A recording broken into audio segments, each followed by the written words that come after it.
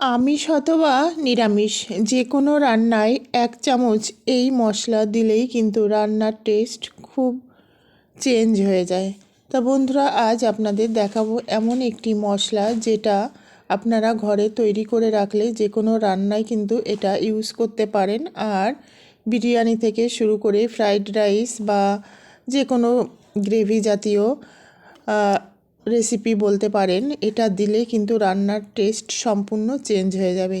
তা শুরু থেকে শেষ অবধি দেখুন এই যে মশলাটা, স্পেশাল যে মশলাটা, এই মশলাটা কিভাবে তৈরি করেছি। আর খুব বেশি যে উপকরণ লাগে সেটাও না। এবার চলুন দেখা যাক কি কি আছে মশলাটায়। তো এখানে আছে গোটা ধনে আছে, আর গোটা জিরে আছে, এটা গোটা জিরে আছে, মেথি আছে, শুকনো লঙ্কা আছে, গোলমরিচ, দারুচিনি, তেজপাতা, এটা সাজিরে, সামরিচ, কসুরি মেথি, মৌরি আছে, জয়িত্রী, গোলাপের পাপড়ি, জয়ফল, এলাচ, লবঙ্গ, দারুচিনি, 5 স্টার। হ্যাঁ বন্ধুরা, অনেকগুলি উপকরণ দেখুন। এই মশলাটা খুবই টেস্টি একটি মশলা, যেটা খুব সহজেই কিন্তু ঘরে তৈরি করে রাখা যায়। তা প্রথমে তাওয়াটা গরম হয়ে গেছে, তাওয়াটা গরম হয়ে গেলে এটাকে একদম লো ফ্লেমে করে দেব। লো ফ্লেমে করে দিয়ে ধনেটা যেহেতু একটু টাইম লাগে, 5 স্টার,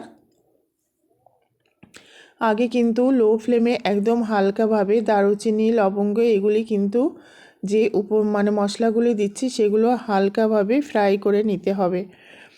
আর যেহেতু সব মশলা একরকম নয়, সেই জন্য আগে এগুলো একটু ফ্রাই করে নেব, তারপর কিন্তু বাকিগুলো দেব। আর এটার ফ্লেভার কিন্তু অসাধারণ হয়। আপনারা বিরিয়ানিতেও কিন্তু এই মশলাটা দিতে পারেন, চিকেন থেকে শুরু করে বা যে কোনো নিরামিষ রান্না বলুন, আমিষ রান্না করুন। তাই মশলাগুলো হয়ে গেছে, এবার বাকি উপকরণগুলো দিয়ে দেব। দিয়ে খুব ভালোভাবে নাড়াচাড়া করতে হবে। আর নাড়াচাড়া করে তারপরে কিন্তু হালকা লাল হয়ে গেলে আমি এটা নামিয়ে নেব। বন্ধুরা, এখন শীতকাল, সেই জন্য মশলাটা কিন্তু বেশিক্ষণ রেখে দেওয়া যাবে না। যারা মিক্সিতে পাউডার করবেন, মিক্সিতে সঙ্গে সঙ্গে দিয়ে পাউডার করে নেবেন। আর যারা শিলে বাটবেন তারা কিন্তু শিলে বেটে নেবেন সঙ্গে সঙ্গে। না হলে কিন্তু তেজপাতা বা কিছু মশলা আছে যেগুলি কিন্তু ঠান্ডা হয়ে গেলে আর সেইভাবে পেস্ট হতে চায় না, মানে ডাস্ট হতে চায় না।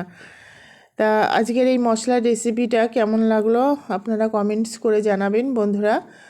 তা দেখুন, এটা হয়ে গেছে। গ্যাসটা অফ করে দিয়ে আমি কিন্তু মিক্সিতে এটাকে ডাস্ট করে রাখবো। আর এটা করে আপনারা এয়ারটাইট কৌটায় রেখে দেবেন, প্রয়োজন মতো ইউজ করবেন, আশা করি খুব ভালো লাগবে। তা দেখুন, এবার আমি পেস্ট করে নেব। এটা পেস্ট হয়ে গেছে আর কালারটা জাস্ট অসাধারণ হয়।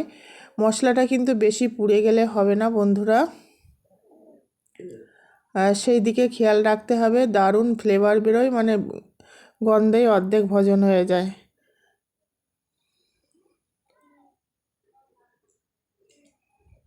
তা আপনারাও এরকম মশলা তৈরি করে ঘরে রেখে দিন আর অনেক দিন ধরে খান, এটা 1 বছরেও কিন্তু নষ্ট হয় না। তো বন্ধুরা, আবার আপনাদের সঙ্গে দেখা হবে নতুন কোনো রেসিপি নিয়ে।